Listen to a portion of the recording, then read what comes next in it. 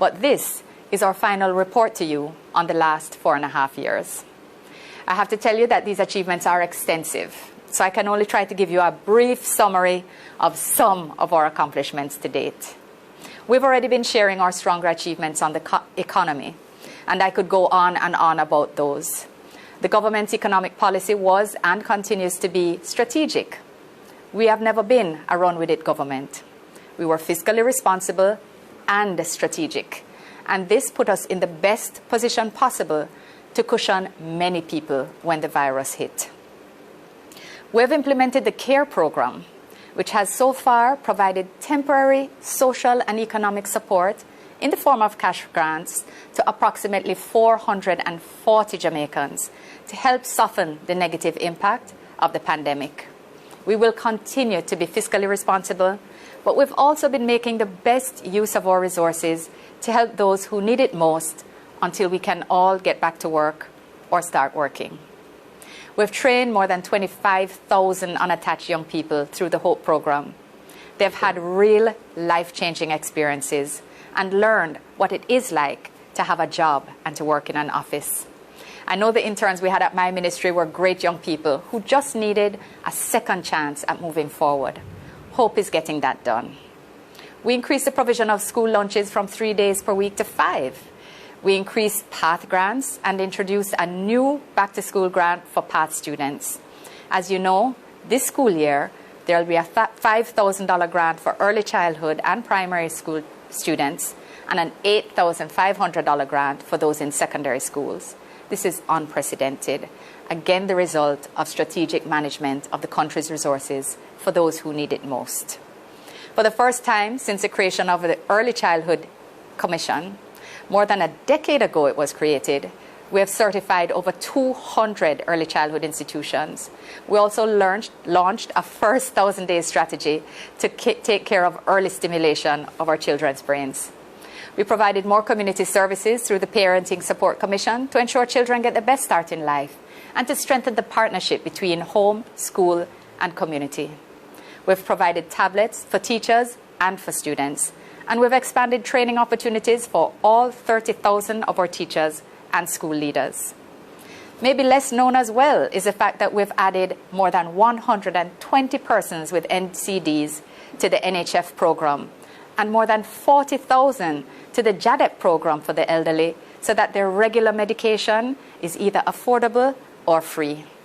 We've provided more than 500 persons with disabilities with rehabilitative support, some with economic empowerment grants, and close to 50 persons with assistive aid grants, so important for them to go through daily life.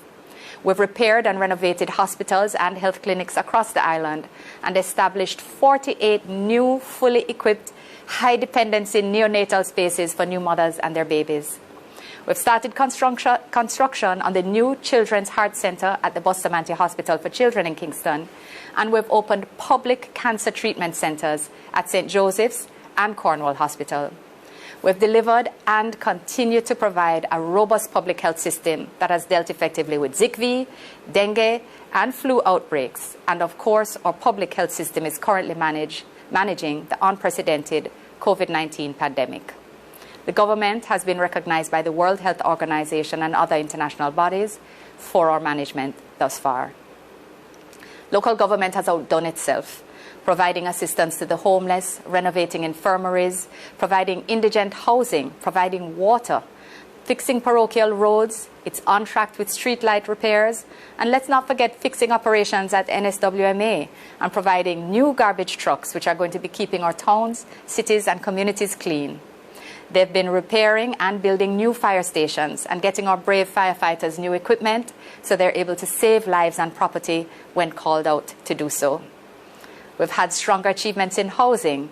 By now you may have heard that we've delivered thousands of titles to landowners and achieved some 20,000 housing starts, more than 2.5 times those achieved by the opposition when they were last in government.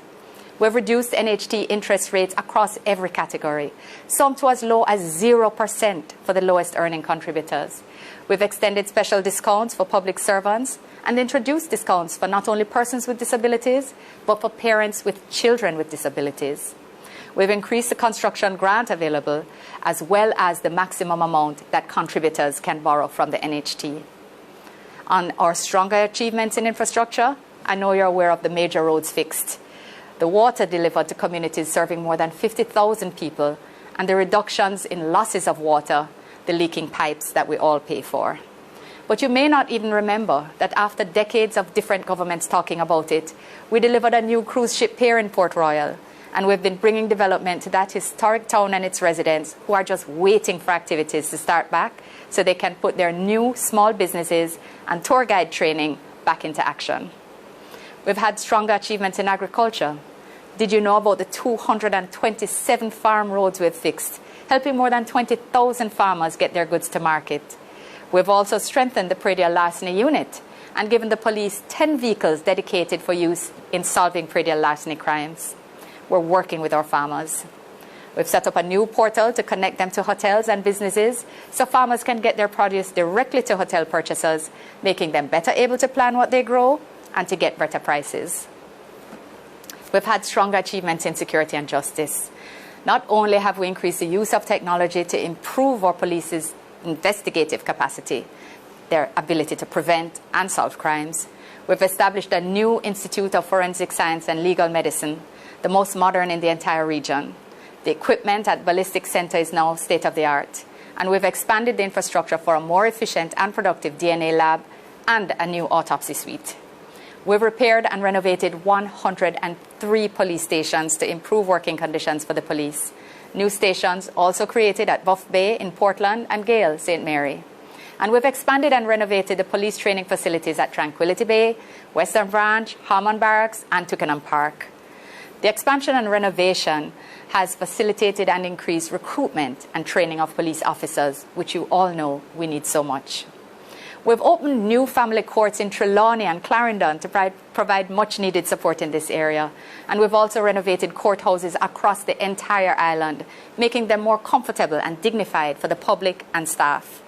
We've installed audio and video technology in 19 courts island-wide to allow witnesses to give testimony remotely to keep them safe or help them participate when they're far. We've installed an electronic case management system to speed up the pace that justice is delivered. And we've opened 8 justice centers and added 2 more mobile justice clinics to bring legal advice to you in your community where you are in real time. You can request a visit to your community by emailing legal aid. We've also established a new child diversion program to help get our children who come into conflict with the law, to help them get on another path with mentorship and guidance. And we've also had strong achievements in environmental protection. We saved Goat Island. We passed 14 protection orders in Parliament. We've defined the no mining boundaries of the cockpit country. The government banned single-use plastics and styrofoam packages in order to protect our environment. And we've supported fish sanctuaries, coral protection projects, and started mangrove protection programs, all to protect our fishers' livelihoods and to protect our coastlines.